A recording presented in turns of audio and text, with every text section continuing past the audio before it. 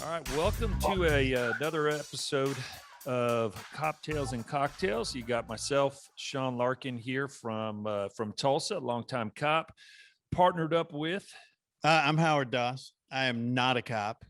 I should have a T-shirt on that says "not a cop." I'm a nurse, so I'm truly a helper of people. Whereas you guys really just don't do a whole lot. I mean, you just go out there and just kind of hang out. I guess it depends on who you're talking to. And I think anybody that's watching this video, obviously the listeners out there don't know, but those that are watching, they'll clearly look at you and they know you are not one of us, not one of the chosen. Absolutely. So. This is completely true. Hey, but Sean, when we do this, you know what? We have a serious conversation. We do. We like to talk about your profession, which is tough.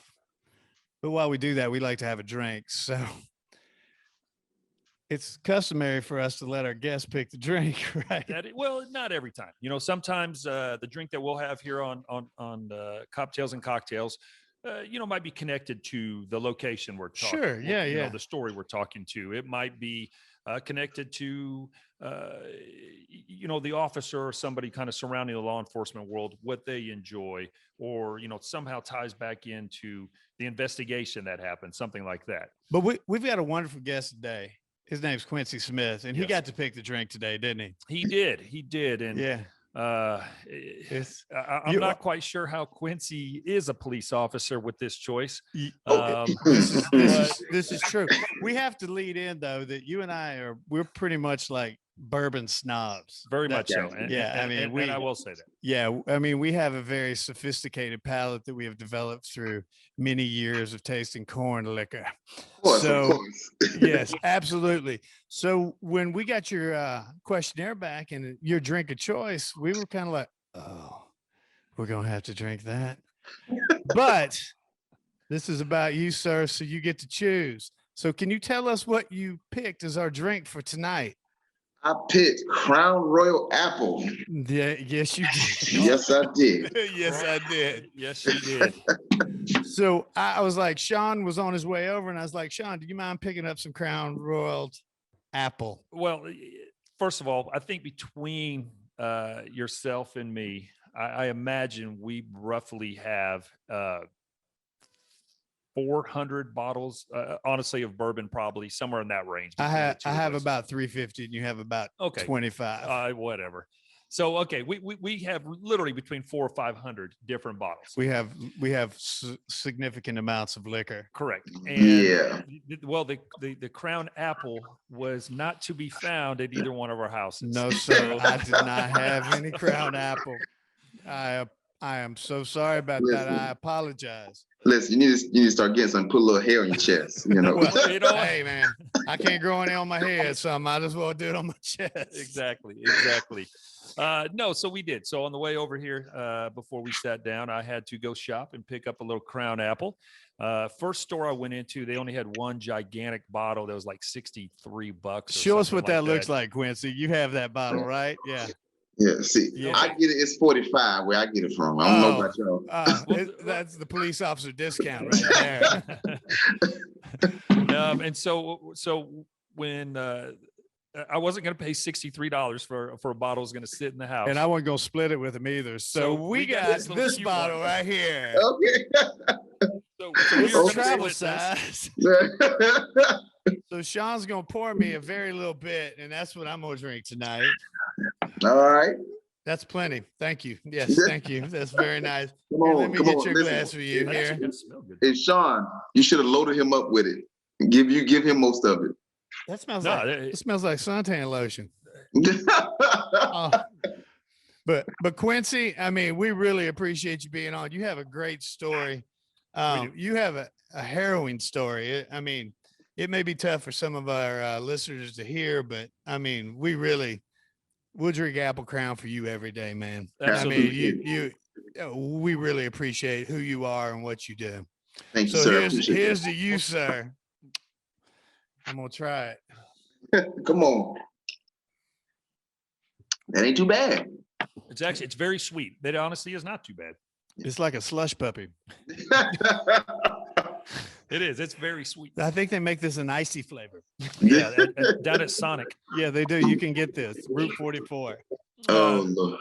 No, but Howard, so when we started putting Coptales and Cocktails together, and we started thinking about guests and stories that we wanted out there, and just like we said, we wanted to do it in a little more of a casual atmosphere. In our line of work, both in policing and you in nursing, we see a lot of traumatic shit. We deal with a lot of traumatic stuff, and not to say it's a coping thing, but no different than the people that work for an energy company here in Tulsa, or guys that work out on the railroad or something like that.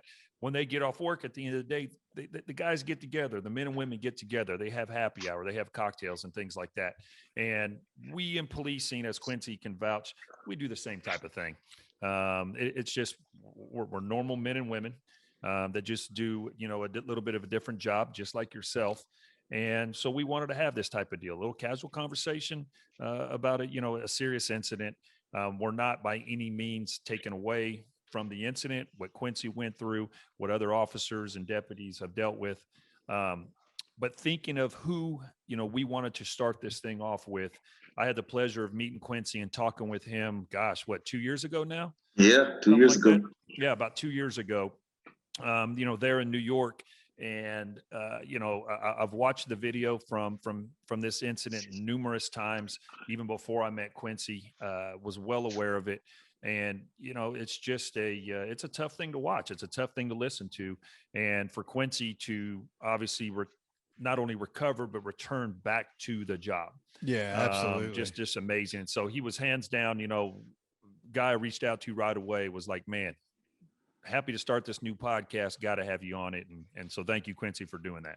No problem. Thank you for having me. I appreciate it. With that said, Quincy, tell us a little bit, why'd you pick policing? Well, it was more, I guess, like a family tradition. My uncle, he's a assistant chief in my hometown. My mother, she was an NYPD officer.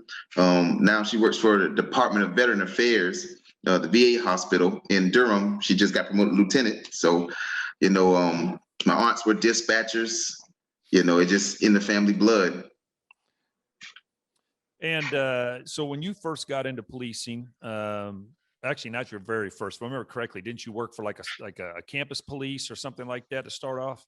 Yeah, I started off as a campus police officer for the University of South Carolina in Beaufort and Bluffton. Right. And then you end up transitioning into, and I think I kept messing the name of this town up every time we spoke about it. Was it Estill? Yeah, you got it. Estill. There you go. You got it. Took you 2 years. All you needed was a little apple crown on your lips. And you could pronounce it. That's what he needed. That's all you needed. Yeah, I transferred to Estill from working on the college campus. It was a tough drive. It was about an hour drive. I had to go to work, and I worked the night shift, so it was a little tough on my body. And the pay wasn't all that great. It was something for me to start off with, get my experience and my certification. And the chief knew at the time, he said, I know, you want to experience more. You're not going to experience a lot here, but, we're going to try to help you get some of the training that you're going to need to go someplace else. So, he allowed me to do that, and I transferred to Estill. It was closer to home, and it's a little better pay, and we got, take home cars and stuff like that. So it was really better for me. Well, what was it like working on a college campus? I mean, I could imagine the shit that you guys saw there. That's some crazy stuff right there. I mean, listen, not even what we're going to talk about later. I'm like, I did not know you worked on a college campus. Listen, I would say this. I wasn't like this in college, but students are weird. They do some weird stuff. I'm like, yeah. Well, give us an example of some weird stuff that they did in college. Okay. All right. So I got these a are call. Gamecocks, right? Are these Gamecocks? Well, no, these are sand sharks. They're a sister. Sand sharks. They're a branch of the main campus in Columbia. Okay. So, but yeah, I happened to get a call one day, about kids, snorting cocaine or whatever. So I'm like, okay, I've never seen coke before. So knock on the door and let us in, and I'm looking around. I don't see anything, out of the ordinary. Like nobody's acting weird or nothing like that. I'm talking to them, and I guess the roommate came out. I guess they were feuding. But anyway, pretty much, it come to find out they were snorting coke, but it was Coca-Cola. What? They were snorting Coca-Cola. Yeah, I heard that that's a good way to have Coca-Cola because it has less calories that way. It's a good diet aid for you, right? You know what else is about as sweet as Coca-Cola is Crown Apple. Yeah, Crown Apple, It's Coca-Cola. about as sweet. It's like a good, It's like a good dessert punch. Yeah, y'all can mix a little bit of bourbon into something. We wouldn't waste the bourbon, sir. We ain't gonna waste the bourbon. We'll just drink it the way it is. Oh gosh. So working in Estill, and if I remember correctly, Estill is it's a very small department there in South Carolina. Yes. And I'm trying to think, it was like 9 officers, 6 officers, something like that. I'm trying to think back when we spoke before. At the time when I first started, we had between 7 and 8 officers. So yes, very small town, 3 square miles big. Literally, it's separated from all the other areas in the county. It's like a desolate area. Nothing surrounds but trees and woods and country. Cell phone service, you barely get it out there. Sometimes even radio. When I'm on a radio call talking to my dispatch, they can't hear me. Especially in certain spots of the town. So it was Rural. yes, very rural, problemsome. So we did the best we could out there. Did you guys have any type of problems going on? With a town that small, was there like this reoccurring? Was it drug related, or what was the crime problem going on? Okay, the crime problem was almost everything. In that county where I live at, that pretty much was the roughest area in our county. I always tell people this, it's like when I left for the college campus, like from working in Beverly Hills Police Department to Compton or something like that, Right. So yeah, everything. We had shootings, a lot of assaults and things like that. Those were the major things. A lot of feuds between people. Had a little gang issue. But before I got there, they cleaned a little bit of that up.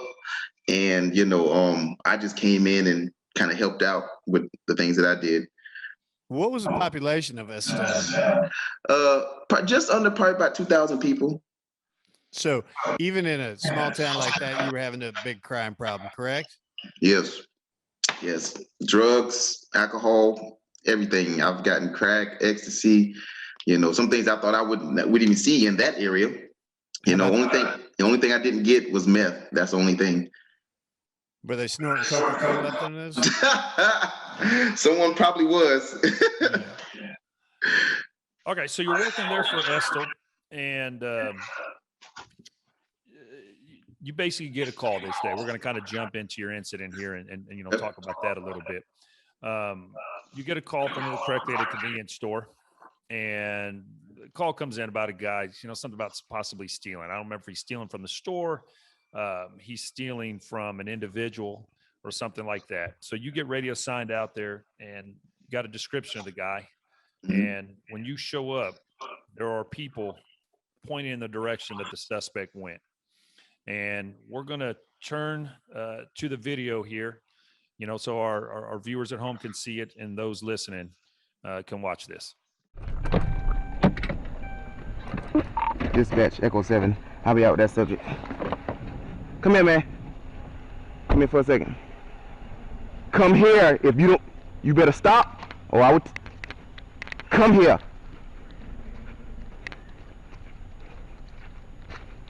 Come here. Stop. Stop. Stop. Take your hands out your pocket. Take your hands out your pocket. If you don't stop, so I'm gonna tase you. I'm not playing with you. Take your hands out your pocket. Take your hands out your pocket. Take your hands out your pocket. Shots fired!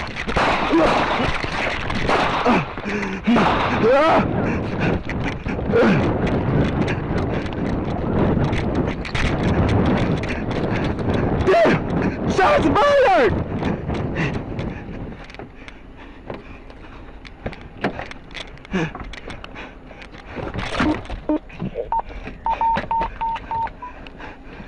Dispatch, I'm hit!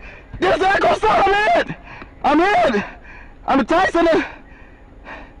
Dispatch, help.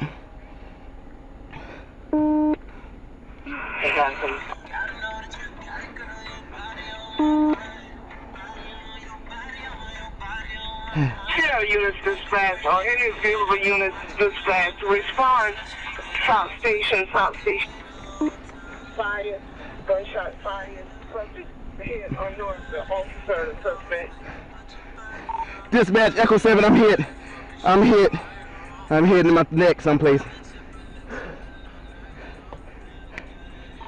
My arms are broken. Help me, please.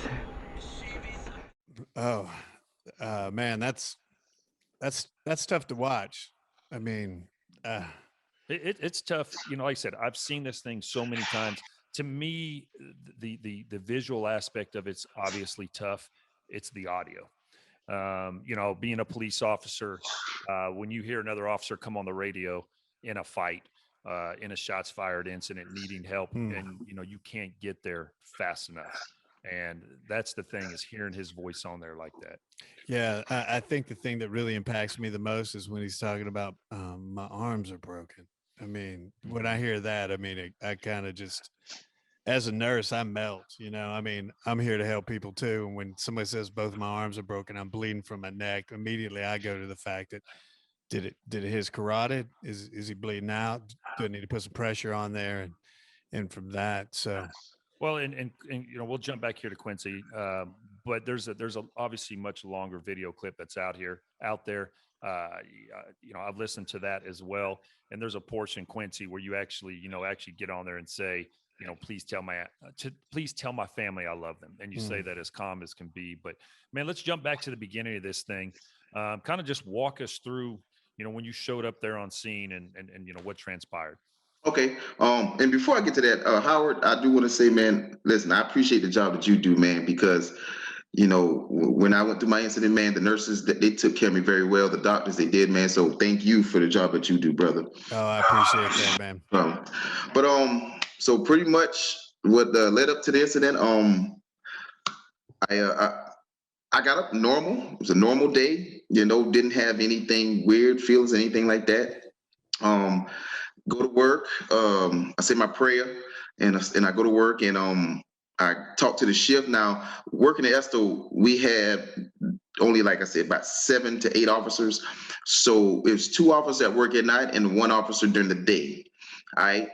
Yeah. So Monday through Friday, the chief and the deputy chief, or the assistant chief, what do you want to call them, they're in the office Monday through Friday, and there's only 1 officer on the road. So the chief and them, they pretty much come out as needed if backup is needed or whatever. And pretty much on the weekends or holidays that 1 officer on the road, he pretty much covers the entire time by himself.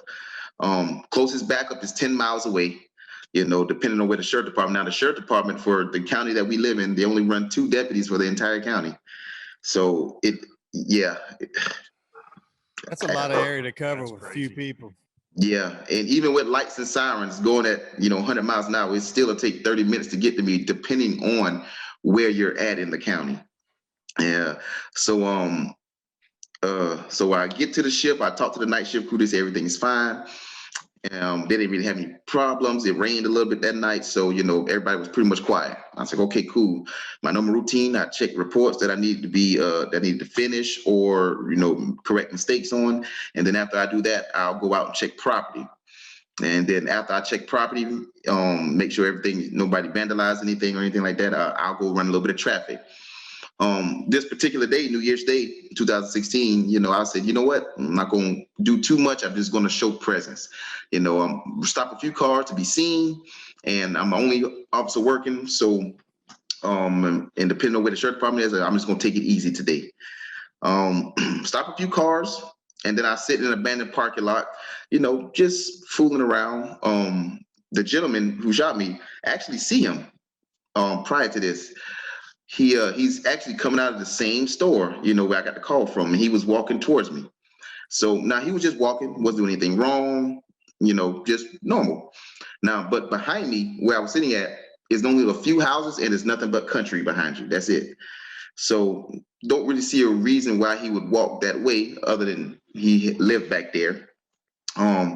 So while I'm sitting there, I'm listening to the radio because we share the radio with 5 other agencies as well. So another agency, which is pretty much 1 square mile big, and they only have 1 officer too. So we each other's backup. We're like 2 miles away from each other. So yeah, it's called the town of Gifford. Gifford. Yeah. So she comes over the radio, said she stops the car, and pretty much dispatch tells her the guy in the car is wanted. So I'm thinking, I asked her, do you need any help? She was like, no, I got everything under control. So, okay. I said, you know what? I'm just going to sit on the far end of town. So that way, if something breaks bad, I won't have to drive through town, lights and sirens, and pretty much risk an accident. We do have 1 traffic light though. Okay. You know, so. Sponsored by Hey, did you Brown guys Apple. Yeah, did you guys have running water and the internet there, man? Yeah. I mean, come on. But yeah, so I get back on the highway and I drive to the north side of town, and I just happen to look in my rearview mirror, and I see his name is Malcolm Moore. I see or he made it to where I was sitting at, and I just had this feeling like I'm glad I moved type feeling, and he just kept checking over his shoulder, you know, seeing where I was at. So, but I didn't pay no attention to it. I just kept on driving.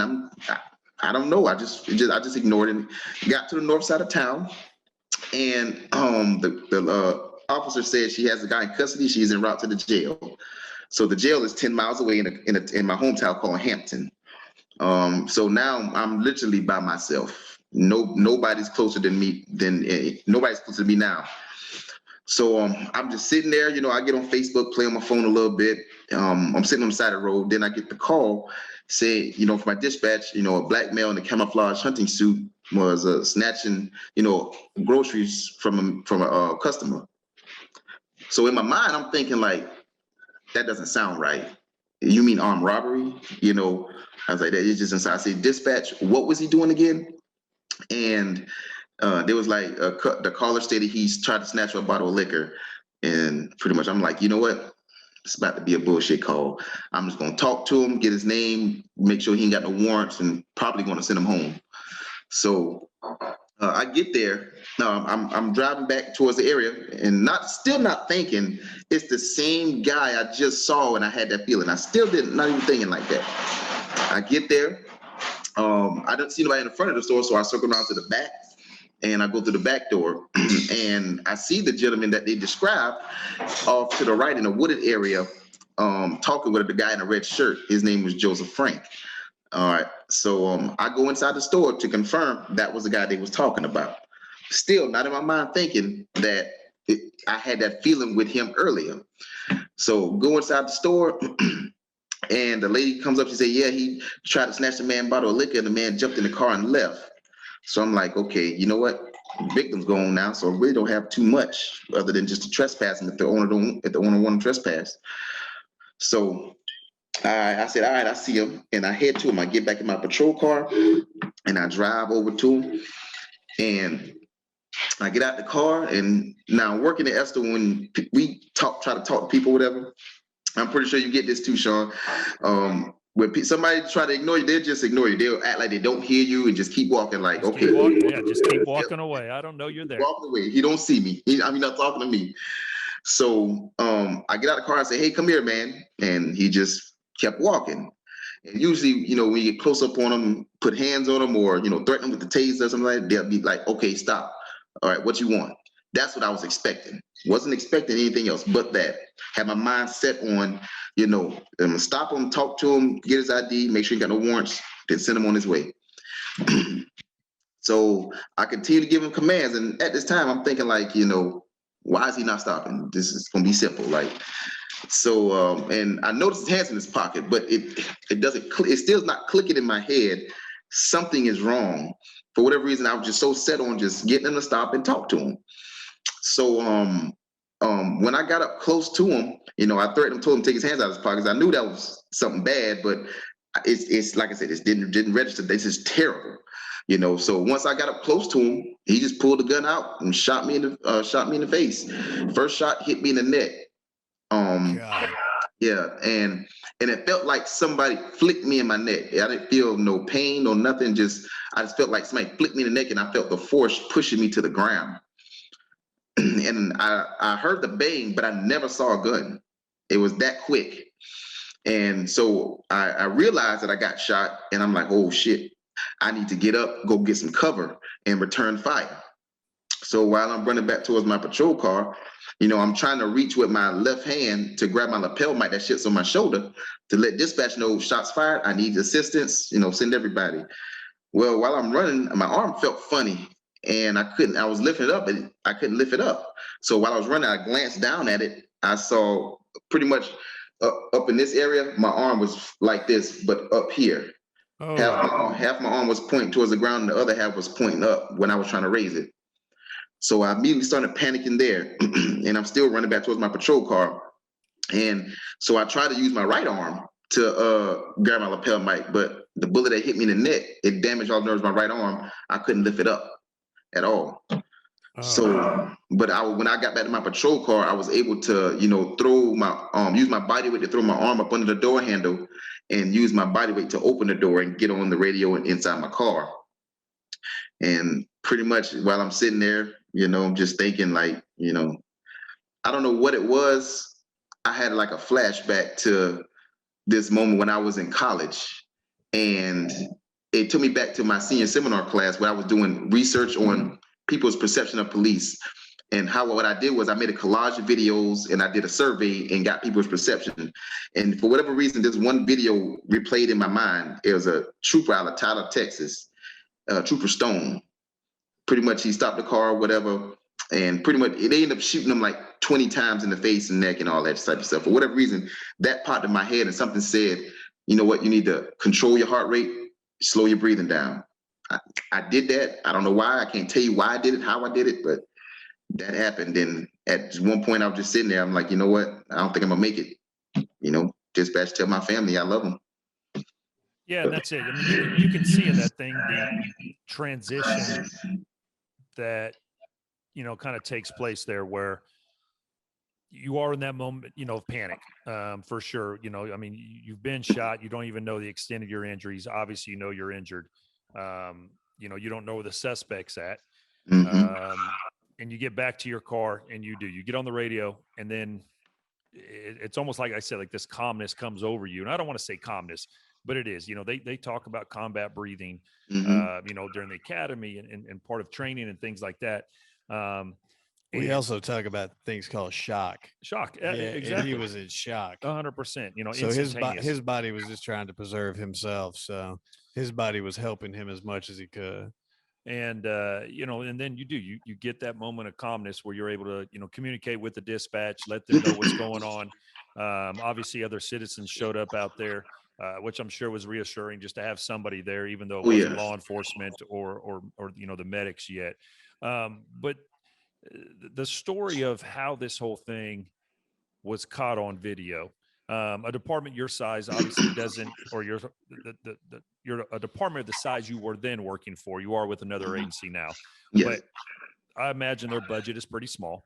There's not a lot of money out there for equipment and things like that, which is very common for the majority of police departments across the country. The majority of your departments are very, very small, that have very small budgets, because our budgets come from tax dollars. And so when you've got a town with 2,000 square people, there's not a lot of money coming in. And Quincy actually had purchased the device, I guess I'll call it, that recorded this. So, Phil Howard hasn't heard this, so fill it in.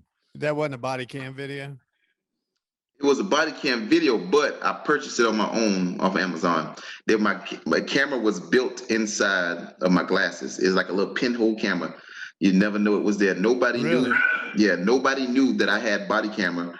Only a few people from another agency, one of my best friends, he knew that I had it.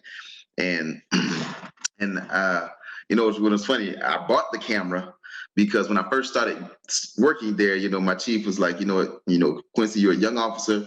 Be careful of the things you say and do around here, especially with these young ladies around here. They will jam you up. And I was like, you ain't got to worry about that. And I went out, started looking for a body camera for when I, do anything, and end up catching that. So how much you pay for this on Amazon? About $30. Really? Isn't that crazy? And the Yeah, quality that's of this nuts. thing, you see how good it is. Yes. Mhm. And you know, the body camera program that departments put money into, you know, the equipment, it has an upfront cost. It's a hell of a lot more than $30. I'll tell you that. Yeah. You know, the big problem for departments, though, especially for a large agency, it's maintaining all of the data that comes Right. along with it. So I imagine for Quincy and his you know situation, he's recording it himself. If there's nothing on there worth keeping, he just can Yep. clear it out, move on to the next day type Pretty of deal. much. That's much. pretty amazing that wasn't body cam footage. That actually came. So what were you wearing? Did you have on body armor? Did you have on like Kevlar, or did you have? Yeah. I had on my body armor, but he hit me every place else other than the body, other than the body armor. Right. You know. I mean, both arms in your neck. Tell me a little bit about your injuries. Since I'm a Okay. nurse and I work in ICUs and stuff, I kind of understand that stuff. All right, so I got hit 3 times, only 2 penetrated. The first shot, like I said, struck me in the neck. It missed my Oh. trachea, and it missed that major artery, The but it carotid. cut the carotid, but it cut the vein that's right next to it. So Yeah, that'll make you lightheaded. Yeah, so that, but the doctor said, you know, for whatever reason, after that happened, my vein clotted. And yeah, it clotted. And when I got back, when they put me on the table, that's when it opened up and started bleeding and whatnot. So, and I also got struck in my left arm right here. That's the entry wound right here. And I don't know if you guys can see it. I got enough light in here. Oh yeah. Okay. That's the exit wound right here. You know, that's a pretty impressive scar. Yes, sir. That was pretty large. Yeah. Well, I don't know how well we can see it here, but I'm aware of the one on your neck. You know, you can see the hole where it went in, but you know, all the way down the side of his neck as well. Yeah. Oh. So yeah, the bullet it struck my chin right here, and it entered right here. This little cut right here. That's where they did the surgery to keep it from, you know, bleeding, from me bleeding out. So how long were you in the hospital after you got shot, sir? I was in the hospital for a week, I believe. Yeah, a week. So you made a pretty quick recovery. How old were you at the time? I was 26. So you were a young man, just starting off, huh? Yeah. Yep. That had to be terrifying. Yeah, definitely was. So the perpetrator, what happened to him? So they were able to capture him 2 hours later. Luckily, you know, at the end of the video, I told the officer that got there, hey, secure my glasses, my body camera's on them. So they were able to get the footage off of that, and they were able to identify who he was. Another officer was able to identify and say, hey, that's Malcolm Moore, you know, and they started actively looking for him, checking people's cars, all of that stuff. And he didn't get too far. He was like less than a mile away. Well, you guys found him even though he was wearing a camo suit. That camo didn't work so well, huh? yeah, they found him. He tried to ditch it, but they still found him. Was he still there walking out on foot, or did he get back to someone's house? Yeah, I think he got back to some family's house. That was it. I'm gonna ask you a very serious question here. The bottle of liquor that he tried to snatch from somebody, was that Apple Crown? No, I don't even know.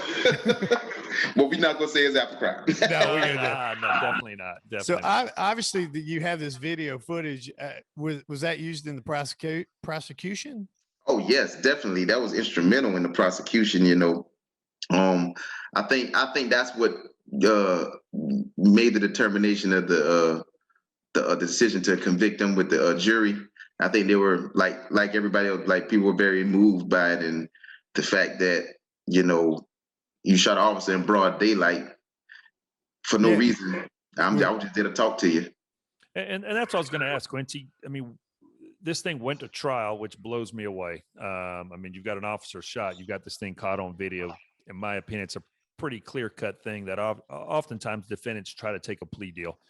But what was his argument in court, or his defense attorney's argument in court, on why this happened? His argument in court, and I quote, "I provoked him to shoot me." Oh, goodness. Pretty much. That's ridiculous. Because I had my taser pointed at his head, which I didn't have pointed at his head, but I provoked him to shoot me. So he, in his opinion, he was defending himself, basically, kind of a self-defense thing against you, you know, being a cop and doing your job. Yep. And like I said, my whole focus was is to get his name, talk to him, send him home. I mean, I didn't have much to go on anyway. The victim left. You know, he could have been going home, sleeping on his couch or wherever with his girlfriend right now. But you're in prison now. But what do you get? 35 years, isn't that correct? Something like that. Man, 35 years. There in South Carolina, is that what we call an 85% crime? Well, I'm not sure how they with the convictions and stuff. If they do that, I'm not too sure on that part. That's something I have to ask. But I know he has to serve them individually because he got charged with two guys. He got charged with possession of a weapon during the commission of a violent crime and attempted murder. So this guy was charged. He was what was his sentence? 35 years. He charged with the possession of a firearm during the commission of a violent crime and attempted murder. Yeah, that's definitely attempted murder. Anybody watching that video, he was coming for you. Yeah. Well, did he say what his motivation was there? No, didn't say what it was. He never spoke about anything. Nobody knows. Did he have like an extensive, criminal history rap sheet, as some people call it? Was he a known bad guy around there?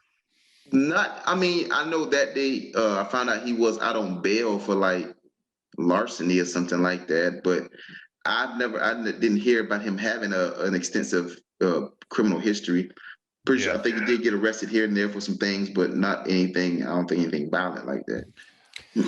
So you were in the hospital for a week. What was your recovery? When did you rejoin the force? About a year, 10 months later. So I had to go through extensive therapy, painful therapy at that. Those physical therapists are mean, aren't they? Yes, God. They are some mean people. They do God's work, but man, they do it in a painful way. Yeah. And this one therapist, she because I had limited range of motion, radio on the bone. So she was like twisting it to help me, get some of that, and snap my hand and it popped. I said, "Oh, you broke off again." No. Yeah. So once you went back, what was your first day back like? I mean, were you apprehensive? Were you that's I think that falls under the guise of once you fall off a horse, you just got to get back on and ride it again, right? Oh, yes, sir. So actually they stuck me in the office for about a couple months before I actually got back on the road. I was itching to get back on the road, but they wouldn't let me. Right. So, but yeah, I was in office for quite a bit. I just did. They didn't really answer no calls, but being so small, I answered certain calls because we were so small. Anything that wasn't like serious, they had me go out and answer. Right. So take walk-in reports and all that type of stuff. They kind of eased you back into the jobs. In the history of Estill, how many officer shootings have there been? Only one back in the 1800s that I can recall. No kidding. Really? Yep. Well, I'm glad you're doing all right from that. Yeah. Are you still working at Estill, or are you working somewhere else? No, I'm actually working somewhere else. I live and work in North Carolina now. Okay. What part? Matthews, North Carolina. And that's a bedroom community of Charlotte, correct? Mm-hmm. It is. So are you rooting for that Charlotte football team? No, nobody does. Don't worry about it. My mother's a big fan, though. She loves them. I don't really watch sports like that. Yeah. Yeah. So tell us a little bit about where you're at now. There about was you said Matthews, bigger agency, compared to where you came from. Oh yes, bigger agency. We have about 60 plus officers, 17 square mile town. So yeah, the department is great. The community is great. I get treated great here. The pay is tremendously better. So I'm happy here. Love it here. What's the grocery store that's in there? Is it Teeter's? Yeah, Harris Teeter. Harris Teeter's, yes, sir. I was in a Harris Teeter's one time, and I was kind of messing around and broke a bottle of wine. So Luckily, you weren't on the police force then, so you probably would have been called on me. Well, when this episode is over, I'm breaking this bottle right Yeah, here. right but, there. You better it's- ship that to me or something. We'll it's send it to plastic. you. It's plastic. All honesty, it's like a nice little dessert wine. I mean, it It kind of is. is. It's got a nice sweet taste to it. It's not too bad. I will be. We'll keep this one around. We'll keep this around just because we had you on here Yeah, for absolutely. this first There you go. episode. So we'll never forget about that. We need to tell you what. We'll ship it to you. Maybe get you to sign it, send it back, and then we'll put it up on display or something behind us. Absolutely. Well, we really appreciate you being on our podcast today. Man, much love. I mean, God, Appreciate it. that's hard. I mean, people call the police to help them, don't realize what kind of danger they're putting themselves into when Yeah. they come to help them. So this is a Yep. prime example of this job's difficult, even in small town, 2,000 people, Yeah. still a risk every day. So like I said, much love.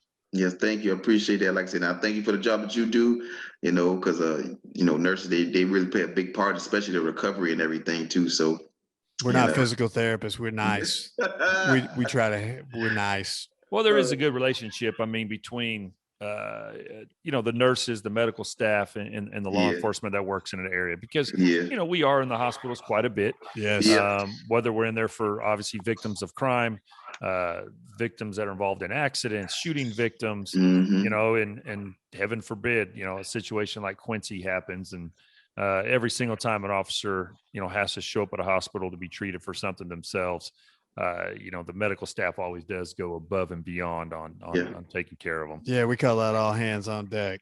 I mean, we take care of everybody, but when we kind of feel the brotherhood, Yes. Yes. or with my definitely. nurses, we feel the sisterhood since I'm a Mm. male nurse and everything.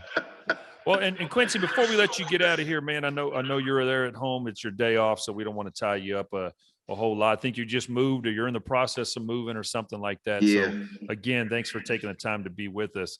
Man, one of the things I want to kind of ask those that do this job, because I think the majority of the public that are not involved in law enforcement are going to be the ones listening, and just kind of getting this backside of things and how things are for us. Man, what's something that the general public just kind of needs to be aware of, or something this misconception they have about the job, that you want to share? Well, for one, this misconception that I've really been talking to you about, like people always say, and even the law says that we have to be above and beyond. We have a thicker skin and stuff like that. We're not. We're not that. We're human, normal, just like anybody else. I breathe, I sleep, I breathe, just like anybody else.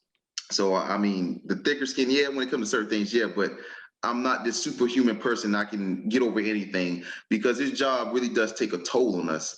I've been through it. Like I said, my incident, having the nightmares after this, all that type of stuff. Like mentally, I was in a bad place at one point, where I, like I said, had nightmares and stuff like that, and it support from other people. That's what really got me back to where I am now. Family, friends, and just random people who thank me for my job and, were willing to go do things that I needed. So, just want people to understand, like, listen, we do make mistakes. And some officers make some crazy, terrible mistakes, but if you still give us a chance and, look at the good officers that actually trying to do something, just give us a chance, just don't think. Absolutely. Yeah. No, I couldn't agree more. And that's exactly it. I mean, the vast majority of the officers out there are doing the job the right way. We are human. We do make mistakes. I've been a cop 24 years. I've made a lot of mistakes. I'll continue to make mistakes during the latter part of my career. You're still going to make them. But we learn from them. It's not personal, anything like that. And I couldn't agree more though, Quincy. That peer support, more and more departments are, acknowledging the importance of mental health for the officers themselves because of what we deal with. Just like I said, and I don't know if you know this, Quincy, but Howard was actually he was a COVID nurse for the past year. He just got back home, and he has been all over the country working in, the dealing with the worst of the worst that we've dealt with here in this past year. And, you know, he and I have talked about that type of trauma that Yeah, it takes. we see bad things. I mean, you guys roll up on motor vehicle accidents. We get them when they're kind of cleaned up. I mean, I can't imagine what they look like in the field. That's tough stuff. And then I can't even imagine the ones you don't bring to the hospital. Those are got to be the worst. I mean, there's not enough of them to go on the ambulance. So yeah, these are tough jobs that we do. I think most people appreciate what we do. I know that I appreciate the police officers, except when they pull me over for speeding for like 4 miles over the speed limit. And I think that's ridiculous. I know But- you're going to need it. Don't come Yeah, back. I was in Estill when I got pulled over for that. Good thing I was drunk. They didn't say anything to me. But yeah, so yeah, I think we're all we're doing the best that we can with what we have. And yeah, everybody's got a few bad apples, but that's not indicative of what the entire segment is. Well, Quincy, man, thanks again for being here. As I said, you were the guy I wanted to holler at here for this first episode. So we'll hit one more little bump with you. Yeah, we're gonna try. I got just a teeny bit. Oh, you got to add a little more. No, sir. We're saving that bottle for you. So, man, thanks for being here on Coptales and Cocktails with us. And Quincy, brother, good talking to you again. Been a while, but man, holler at us anytime. Be safe out there. Brother, y'all take care, man. Appreciate you guys, man. Thank you, sir. Bye-bye. See ya.